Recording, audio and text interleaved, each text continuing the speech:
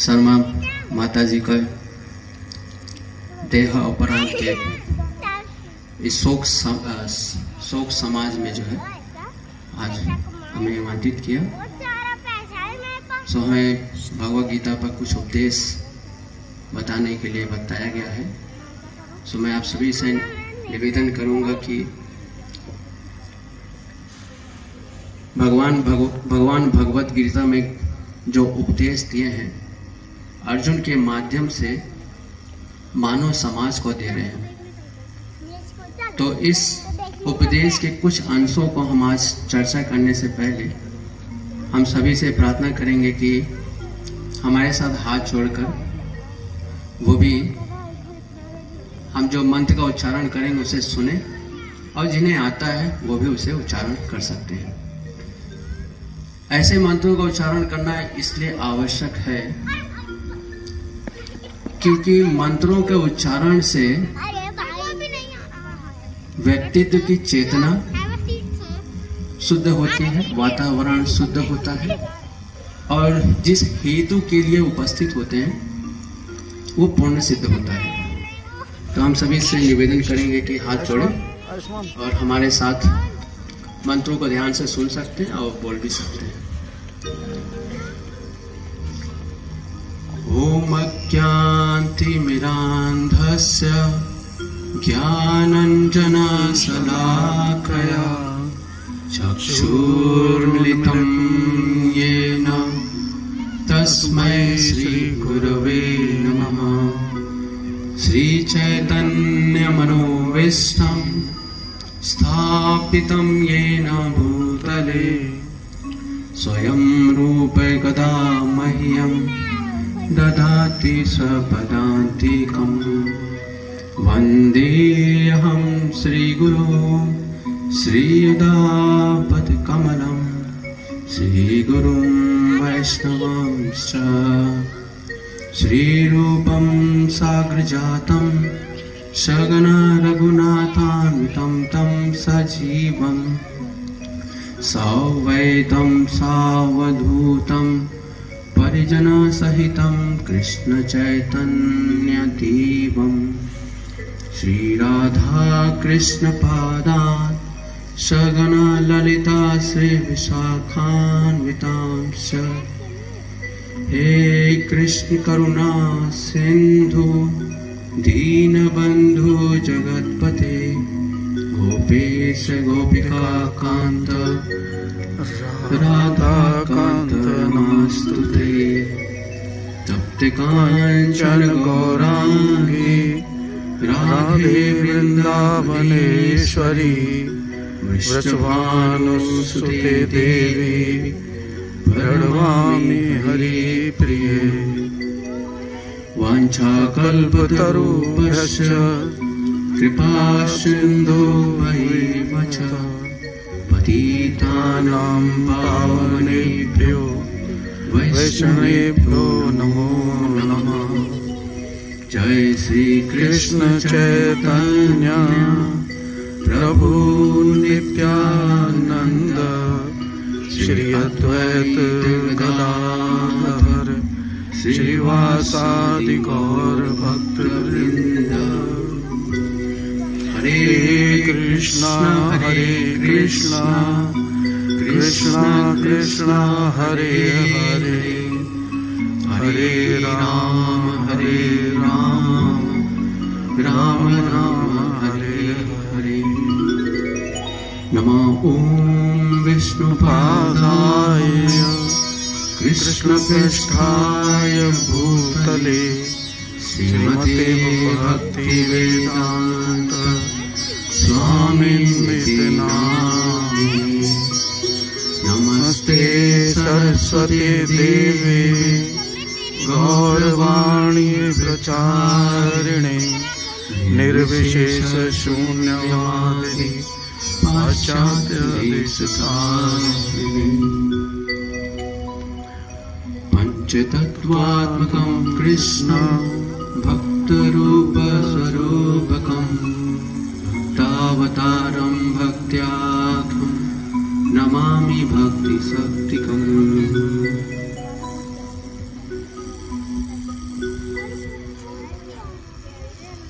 हरे कृष्णा। हरे कृष्ण। भगवान भगवद गीता में बोलते हैं, देहिनो इसमें यथा देहे कौमार यौवनम जरा तथा देहांत प्राप्तिस धीरस तत्र न मुह्यते। जिसको सरल भाषा में हम बोलते हैं, संसार में व्यक्ति बोलता है चेंज इज कांस्टेंट, लेकिन व्यक्ति उस शब्दों के पीछे गहराई को नहीं समझ पाता। What is meaning of change? Change क्या है? परिवर्तन क्या है? तो भगवान भगवद गीता के दूसरे अध्याय में बता रहे हैं कि व्यक्ति, जीव आत्मा, देहिनो इसमें यथा देहे कौमार यौवनम जरा। जीव आत्मा जन्म लेता है, शरीर धारण करता है, शरीर परिवर्तनशील है। शरीर मां के गर्भ से जब बाहर आता है छोटा सा होता है, वही शरीर कुछ वर्षों में बाल्य अवस्था को प्राप्त करता है। वास्तव में शरीर परिवर्तन हो रहा है, लेकिन शरीर के अंदर जो चीज है वो आत्मा है, सेम रहती है।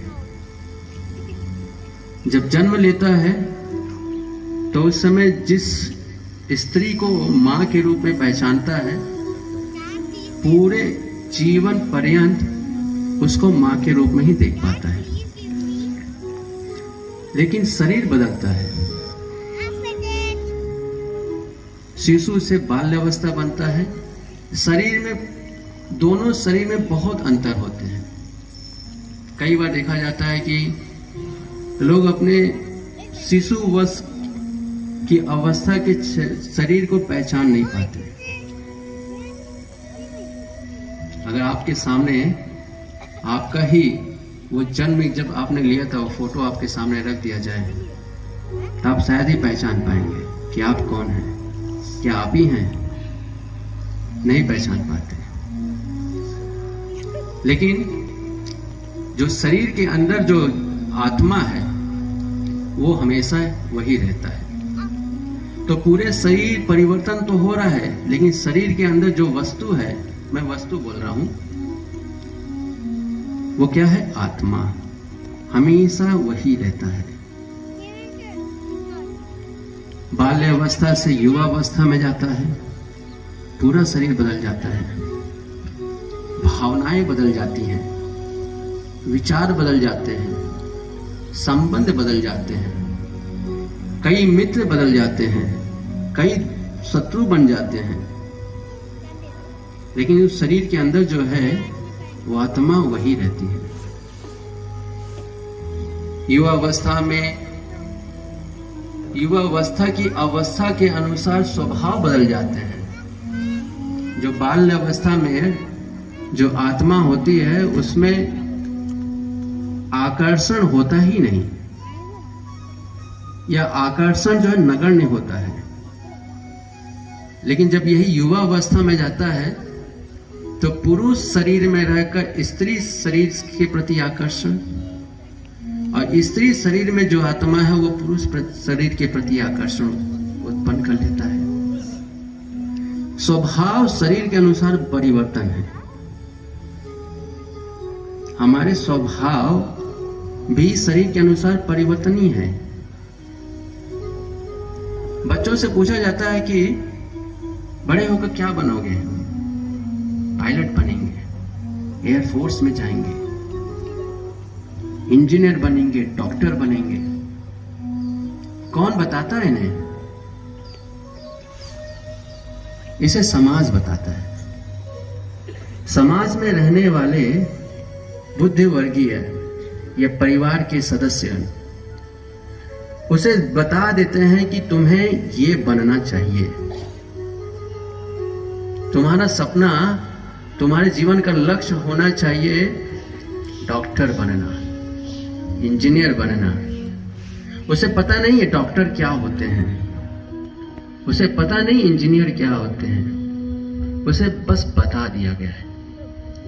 उसे एक लक्ष्य दे दिया गया है और इस लक्ष्य को प्राप्त करने के लिए तुम्हें एम्बिशंस रखने चाहिए। You must have ambitions. और पूरे जीवन को उस लक्ष्य को प्राप्त करने के लिए बुद्धि दी जाती है, व्यवस्थाएं दी जाती हैं कि व्यक्ति उस उपाधि तक पहुंचने के लिए जो आवश्यक चरित्र है, स्वभाव है, गुण है, सब धारण कर ले। लेकिन आत्मा इनसे भिन्न है। जैसे जैसे ये बाल्य अवस्था से युवा अवस्था में जाता है, उसकी भावनाएं, जब उसके शरीर की सारी इंद्रियां परिपक्व अवस्था में आ जाती हैं, तो जीव आत्मा की जो स्वभाव है, आत्मा का जो स्वभाव है, वो सामने धीरे धीरे लक्षित होने लगता है। और यदि इस अवस्था में समाज के द्वारा दिए गए उसके लक्ष्य और आत्मा की संतुष्टि में मेल नहीं होता, तो वही जीव आत्मा शरीर के साथ कष्ट प्राप्त करता है। तो कुछ कष्ट तो समाज के द्वारा ही जीवात्मा को मिलते हैं। किन प्रकार से? Expectations, social responsibility, social issue. तो इस प्रकार से जीवात्मा अपने जीवन में कई परिवर्तनों के साथ साथ सुख दुख, ठंडी गर्मी, लाभ हानि, इन सब को प्राप्त करता हुआ, अनुभव करता हुआ पूरा जीवन जीता है। लेकिन आत्मा इनसे पूरा भिन्न है। आत्मा को ये स्पर्श नहीं कर पाते। ये जो भावनाएं हैं, भौतिक भावनाएं कई प्रकार की होती हैं। ये जो भौतिक भावनाएं आत्मा को स्पर्श नहीं कर पाती। तो पूरे जीवन पर्यंत भगवान इसी श्लोक में बता रहे हैं, देहिनो इसमें यथा देहे कौमार यौनम जरा तथा देहांतर प्राप्ति। तो यहां भगवान बता रहे हैं परिवर्तन तो होगा, परिवर्तन प्रत्येक अवस्था में होगा। भगवान इसकी 100% गारंटी दे रहे हैं। लेकिन परिवर्तन में जीव आत्मा की भावना में उथल पुथल होगा। ये परिवर्तन जीवात्मा की भावना को उथल पुथल मचा देता है। कभी कभी ये परिवर्तन इतना प्रभावशाली होता है कि व्यक्ति की भावना, अपना स्वामित्व सब खो बैठता है। आत्महत्या भी लोग कर लेते हैं। यूनाइटेड नेशन रिपोर्ट्स के अकॉर्डिंग आज समाज में जो सबसे बड़ी समस्या है वो है अकेलापन। और यूनाइटेड नेशन इसको बताता है सबसे सीरियस प्रॉब्लम है अकेलापन। तो भगवान बोलते हैं, क्या बोलते हैं? एक बहुत महत्वपूर्ण शब्द इसमें बोल रहे हैं। अगर आप ध्यान से सुनेंगे तो आपको बहुत मदद मिलेगा। धीरस तत्र न मुह्यते। तो जो व्यक्ति है इस जीवन को, जो आत्मा इस शरीर को प्राप्त किया है, इस परिवर्तन से उसकी चेतना को बहुत प्रभावित होगा। लेकिन उस व्यक्ति को क्या बनाना होता है? धैर्य, धैर्यवान, धैर्य। धीरस तत्र न मुह्यते। तो इस धैर्यवान का कार्य क्या है? जो व्यक्ति धैर्यवान है, भगवान बता रहे हैं कि मनुष्य को धैर्यवान होना चाहिए। कार्य क्या है? युद्ध करना, समाज से अलग हो जाना, परिवार को अपनी कार्य रिस्पॉन्सिबिलिटीज को त्याग देना।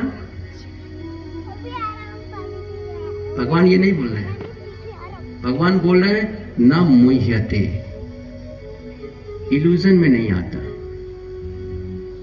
तो इस संसार में जब व्यक्ति आत्मा जन्म लेता है, शरीर धारण करता है, तो पूरे परिवर्तन के समय में उसको एक ही कार्य करने होते हैं कि इल्यूजन में नहीं आना, भ्रमित नहीं होना।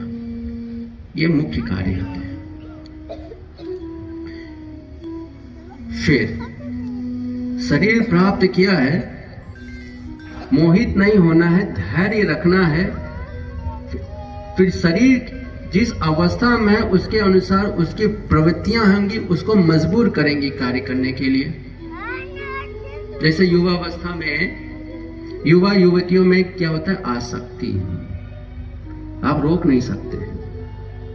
और व्यक्ति जब बड़ा होता है, वयस्क बनता है, तो उसकी आसक्ति कहां उत्पन्न होती है, धन, सामर्थ्य, कीर्ति, ये स्वभाव है। आज अब 40 के वर्ष में अगर कोई होंगे, 35 के ऊपर जिनका विवाह हो गया है, बच्चे हैं, उनके लिए गुल्ली डंडा काम नहीं करेगा, उससे प्रभावित नहीं होंगे।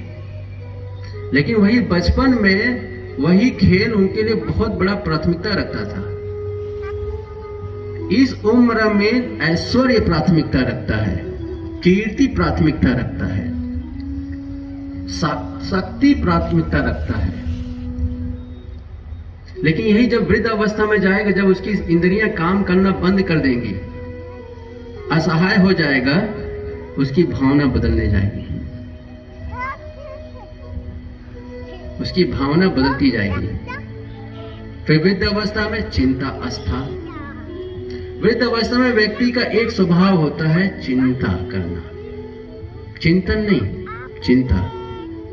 चिंतन और चिंता में, चिंतन और चिंता में अंतर है। कुछ लोग बोलते हैं कि बिंदु का अंतर है, चिता से संबोधित करके बताते हैं। तो वृद्धावस्था में व्यक्ति चिंता करता है। क्यों चिंता करता है?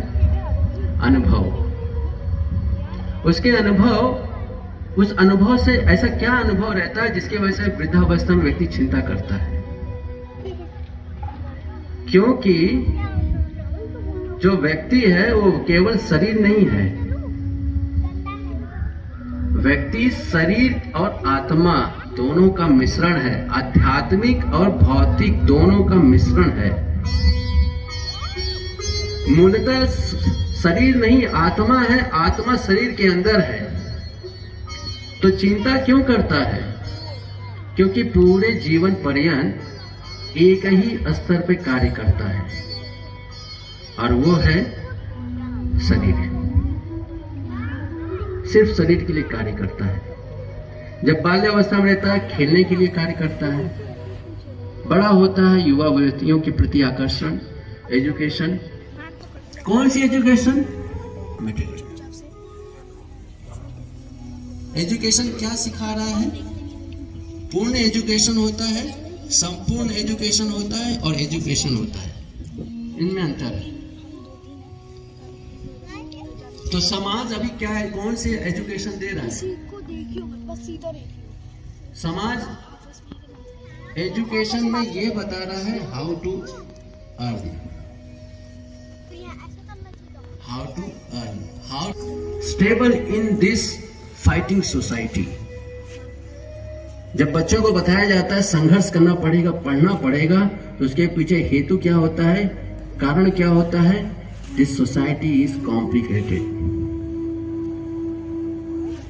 तो हमने पूरे संसार को जैसे परसीव करते हैं वैसे ही बच्चों को दे देते हैं, और बच्चा वैसे ही सीखता है, बड़ा होता है। जब उसके बच्चे होते हैं तो अपने बच्चों को सिखाता है। एवं परंपरा प्राप्तो राजऋषो विदो। भगवान भगवद गीता में बता रहे हैं कि जैसे परंपरा से जो है ज्ञान प्राप्त होता है, वैसे ही पारिवारिक अपने पूर्वजों से जो है हम ज्ञान प्राप्त करते हैं, जीवन कैसे जीना चाहिए। तो इन सबके बीच में एक बहुत महत्वपूर्ण शब्द आता है जो प्रत्येक व्यक्ति के जीवन में बहुत महत्वपूर्ण स्थान रखता है, वह है कर्तव्य। धीरज तत्र न मुह्यते। कर्तव्य परायण वही व्यक्ति हो पाएगा जो धीर होगा, जिसमें धैर्य होगा, और वो धैर्यवान का परीक्षा तब सफल होगा जब वो मोहित नहीं होगा, अर्थात कर्तव्य से दूर नहीं भागेगा। कर्तव्य क्या है, यह भी समझना बहुत आवश्यक है। मैं सब कुछ तो आज तो नहीं बता पाऊंगा, लेकिन मेरा प्रयास रहेगा कि भगवान की जो शब्द हैं भगवत गीता में यथारूप प्रयास कर रहा हूं कि बता पाऊं। कर्तव्य कई स्तर के होते हैं। पहला है शरीर से संबंधित कर्तव्य, जहां पे प्रत्येक व्यक्ति को अपने शरीर से संबंधित कुछ कर्तव्य हैं, अगर उनका पालन ना करे शरीर सही से कार्य नहीं करेगा। दूसरा है समाज के स्तर पर कर्तव्य। जब व्यक्ति समाज में रहता है तो समाज से संबंधित उसके कर्तव्य हैं, अगर उनका पालन नहीं करेगा समाज में उससे रहना कठिन हो जाएगा, क्योंकि व्यक्ति मुक्त अवस्था में नहीं है। तो जब मुक्त अवस्था में नहीं है तो हर चीजों से वो आश्रित है। आश्रम का क्या अर्थ है? समाज अगर उसे विशेष स्थान नहीं देगा, उसकी योग्यता के अनुसार स्थान नहीं देगा, तो व्यक्ति जो है दुख का अनुभव करेगा। इसीलिए तो प्रत्येक व्यक्ति समाज में अपने स्थान को बनाने के लिए बहुत संघर्ष कर रहा है, हमेशा चिंता यही करता है।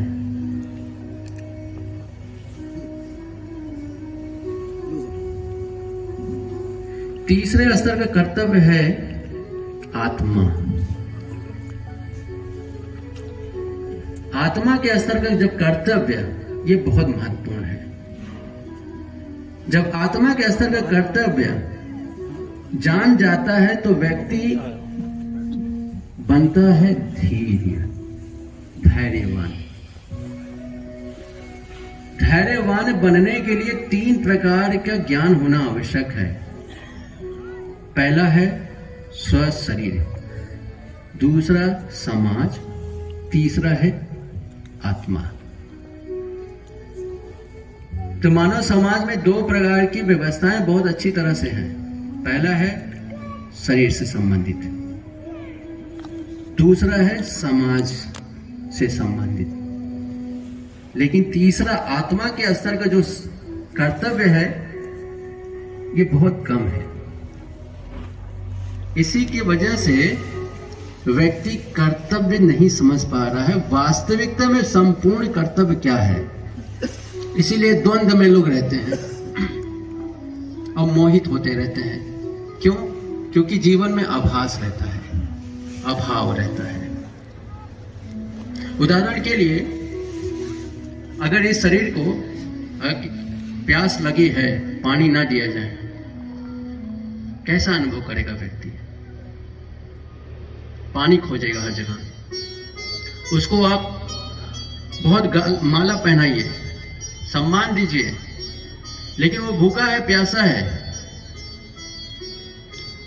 बहुत सम्मान दीजिए, प्रधानमंत्री से मिला दीजिए, लेकिन वो कई दिनों से पानी नहीं पिया है, कैसा अनुभव कर रहा होगा? उसके मन में एक ही विचार घूमेगा, वो है कैसे प्यास बुझाऊं, कहां पानी मिलेगा, कहां आहार मिलेगा कि मैं अपनी भूख को मिटा सकूं, अपने प्यास को बुझा सकूं। उसी प्रकार से हम आज शरीर को पोषित कर रहे हैं। शरीर की जो आवश्यकता है वो हम पूरा कर रहे हैं, समाज की जो आवश्यकताएं हैं वो पूरा कर रहे हैं, आत्मा की जो आवश्यकता है उसका ज्ञान नहीं। शरीर चमक रहा है, वस्त्र चमक रहे हैं, लेकिन व्यक्ति अंदर से दुखी है। ऐसा ही होता है ना। बहुत अच्छे अच्छे वस्त्र पहन लेते हैं, अच्छी तरह से क्रीम लगा कर अच्छी तरह से चमकते हैं, लेकिन हृदय से असंतुष्ट रहते हैं। धन की कमी नहीं है, ऐश्वर्य की कमी नहीं है, शक्ति सामर्थ्य सब कुछ है, लेकिन असंतुष्ट है व्यक्ति। तो असंतुष्टि कहां से आ रही है? ये असंतुष्टि आती है अज्ञानता। किस चीज की अज्ञानता? तो हम हमारे रूममेट एक थे, वो पीएचडी कर रहे थे, आईटी मुंबई से पीएचडी कर रहे थे। उनको विवाह करना था, अभी वो युवा ही थे। और मुंबई में आपको पता है कितना महंगाई होता है।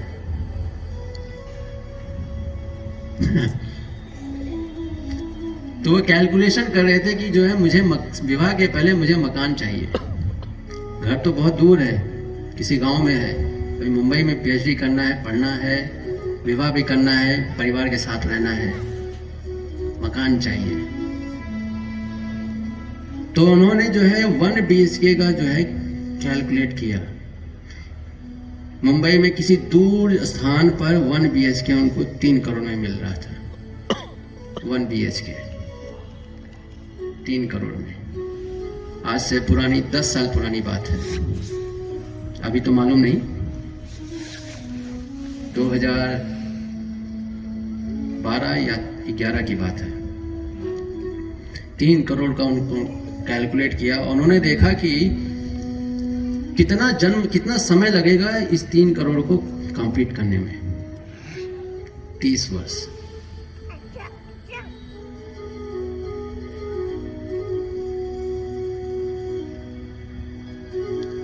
तो व्यक्ति अपनी कुछ आवश्यकताएं ऐसी बनाता है जो उसकी आवश्यकता नहीं होती है। उसकी आवश्यकताएं लोगों ने बना दिया है कि तुम्हारी ये आवश्यकता है, और लोगों के द्वारा बनाई गई आवश्यकता को अपनी आवश्यकता समझकर अननेसेसरी जो है संघर्ष करता है। ये क्या है? अज्ञानता। तो कौन से मिट्टी से बना है आत्मा? आत्मा का स्वभाव है सतचित आनंद विग्रह।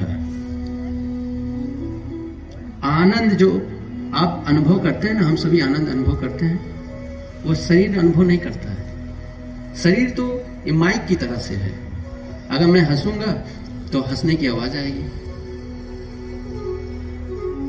आत्मा, ये जो आनंद जो आता है ना हमारे हृदय में, हमें आनंद मिलता है, आत्मा का अनुभव होता है। लेकिन दुर्भाग्य यह है कि इस आत्मा को हम जो है कुपोषित कर रहे हैं। जितनी इसको आहार मिलना चाहिए, वो आहार हम जानते ही नहीं। शरीर की आहार क्या है वो हमें पता है, आत्मा की आहार क्या है किसी को पता नहीं। हमें लगता है कि सुबह उठ गए, आरती घुमा दिए, भगवान को प्रणाम कर दिए, अपने पूजनीयों का आदर सम्मान कर दिए, अब हम अपना जीवन में जो करना है करें। और इसके साथ साथ एक सिद्धांत बना लेता है, कर्म ही पूजा है। बहुत प्रचलित ये मंत्र है, कर्म ही पूजा है। कौन सा कर्म पूजा है? कर्म क्या होता है ये भी तो नहीं पता। कोई चोरी कर रहा है, कोई हिंसा कर रहा है, कोई जो है दूसरों को धोखा दे रहा है, कह रहा है ये तो करना पड़ता है। कर्म नहीं है ये, इससे दुखी होगा। अज्ञानता। पूरा मानव समाज कंप्लीट एजुकेशन में नहीं है। आत्मा की आवश्यकता है परमात्मा का योग। जिस प्रकार से बालक, छोटा बच्चा अपनी मां की गोद में जाता है, पूर्ण सुरक्षित महसूस करता है, पूर्ण आनंद अनुभूति करता है, पूर्ण रूप से संतुष्ट होता है। उसी प्रकार से आत्मा जब परमात्मा के योग में जुड़ता है तो ब्रह्मांड की कोई भी परिस्थिति उसे दुखी नहीं कर सकती। मैं रिपीट कर रहा हूं, ब्रह्मांड की कोई परिस्थिति उसे दुखी नहीं कर सकती। धीरज तत्र न मह्यते। तो धीर व्यक्ति, धैर्यवान व्यक्ति का जो कार्य है,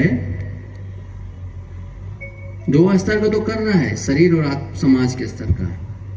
आत्मा के स्तर पे जो कर लेगा, संसिद्धि हरितोष्णम। ये जो आत्मा और परमात्मा के साथ जो योग है, जो इसको कर लेता है, वो उसको बोलते हैं सिद्धिवान। इसकी आवश्यकता है हमें। और पूरे विश्वास के साथ कहता हूं कि जो भी भगवान के साथ अपने संबंध को जान जाता है, जोड़ लेता है, वो हमेशा संतुष्ट रहेगा। उसे कहीं मान अपमान प्रभावित नहीं कर पाएगा। समाज में अपमान बहुत कठिन है, उसको सहन करना। मैं एक बार डॉक्टर के पास गया था, कई वर्ष हो गए, थोड़ा इसको करके विराम देता हूं। तो डॉक्टर जो है, उसके को डॉक्टर था, उसको जो है मेरे सामने जो उसको अपमानित कर दिया, क्योंकि उसने एक गलत मेडिसिन लिख दिया। तो वो दूसरे डॉक्टर जो है इतना अपने आप को अपमानित महसूस की, डिप्रेस हो गए, फिर कार्य करना बंद कर दिया, कार्य नहीं कर पा रहे। ऐसे बहुत सारे उदाहरण सबके पास है, सबके जीवन में है। तो ये जो व्यक्ति धीरज तत्र न मोह्यते, जो आत्मा परमात्मा में योग को प्राप्त कर लेता है, हर अवस्था में इक्विपोइज्ड। तो योग कैसे करते हैं? That is the question. योग के बहुत सारे विधियां हैं। भगवान के नाम का जप, चिंतन, पूजन, साक्ष्यम, आत्मनिवेदनम। इस प्रकार से व्यक्ति शरीर में रहकर अपनी आत्मा की आवश्यकता पूरा कर सकता है। तो यही जो है हम करते हैं। हमारा दिनचर्या कैसे होता है? सुबह हम उठते हैं, सुबह उठ के शरीर को स्वच्छ करते हैं और फिर भगवान के नाम का आश्रय लेते हैं। 2 घंटे बैठकर हम जप करते हैं और फिर अपने बुद्धि को इस प्रकार से बनाते हैं, शास्त्रों के ज्ञान से अपने बुद्धि को पवित्र करते हैं कि जो हमने ध्यान किया है, जप किया है, ये पूरे समय तक, पूरे दिन भर तक वो सुरक्षित रहे। कवच से उसको सुरक्षित करना होता है। इस साक्षात्कार को सुरक्षित करने के लिए हमें अपने आध्यात्मिक ज्ञान से आवृत करना पड़ता है। इसलिए प्रत्येक दिन सुबह हम 1 घंटा शास्त्रों का अध्ययन करते हैं और फिर जीवन की जो कर्तव्य है उसके लिए जो है सभी लोग बाहर जाते हैं। तो इस प्रकार से जब हम अपने दिनचर्या में भगवान के साथ जोड़ने के लिए जो योग के लिए समय देते हैं, तो पूरा समय खुश रहते हैं। मुझे याद है जब मैं आईटी इंडस्ट्री में जॉब करता था, मैंने भी सॉफ्टवेयर इंजीनियरिंग कुछ वर्षों के लिए काम किया है कई इंडस्ट्रियों में। तो मैं जो ऑफिस आता था तो उस समय जो है मेरा जो सीनियर होते थे वो लोग मुझसे एडवाइस लेते थे, how to get peace of mind, कैसे इस स्ट्रेस को जो है खत्म करें। तो ये अनुभव बहुत सरल है। बस आपको अपने जीवन में, अपने जीवन की दिनचर्या में जो प्रथम दिवस है, अर्थात सुबह का समय, आपको यही कार्य करना है, आत्मा को परमात्मा से योग करना। और ये प्रत्येक दिन करना है, ऐसा नहीं संडे इज हॉलीडे, प्रत्येक दिन। क्यों? यह आपकी आवश्यकता है। तो इस प्रकार से व्यक्ति, समाज, सभी जो है सभी संतुष्ट होंगे। ये जो क्रोध है, क्लेश है, हिंसा है, एक दूसरे पर हिंसा करते हैं, ये खत्म हो जाएंगे। सभी कर्तव्य परायण हो जाएंगे, सभी ईमानदार हो जाएंगे, सभी एथिकल होंगे, सभी नॉन वायलेंस को फॉलो करेंगे नेचुरली। कैसे? आत्मा परमात्मा का योग हो गया। Life is easy. लोग बोलते हैं life is struggle for existence, ऐसा नहीं है। Life is easy and simple provided you have a better understanding about life. तो इसलिए हम सभी जो है प्रत्येक दिन भगवान के नाम का आश्रय लेते हैं। कैसे? महामंत्र का, जो भी हम कीर्तन कर रहे थे। शास्त्रों को पढ़ना चाहिए, भगवत गीता से प्रेम करना चाहिए। तो पूरे जीवन में जितने भी परिवर्तन आएंगे, बहुत प्रकार के परिवर्तन आएंगे, सारे अवस्थाओं में इक्विपॉइज रहेंगे। तो सभी लोग बोलिए हरे कृष्णा कृष्णा कृष्णा हरे हरे, हरे राम राम राम हरे हरे। हरे कृष्णा। धन्यवाद।